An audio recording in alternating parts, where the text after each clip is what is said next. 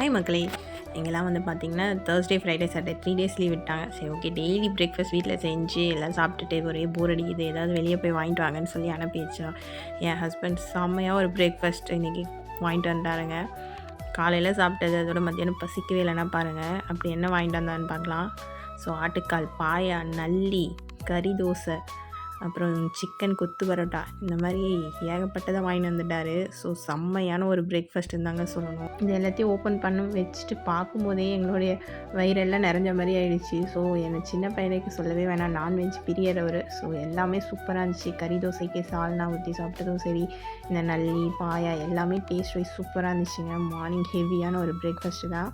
இதில் என்ன ஒரு பிரச்சனைன்னு பார்த்தீங்கன்னா, நல்லிலாம் சாப்பிட்டு முடிச்சுட்டு உள்ளே இருக்கிறத தட்டுறோம் வரவே இல்லை. கடைசியாக சுற்றியை வச்சு தட்டி அதுக்கப்புறம் அதுக்குள்ளே இருக்கிறத எடுத்து சாப்பிட்டோம். ஸோ செம காமெடியாக இருந்துச்சு. ஓகே மக்களே, இதோ எங்களுடைய காலைல பிரேக்ஃபாஸ்ட். நெக்ஸ்ட் வீடியோவில் பார்க்கலாம். பை.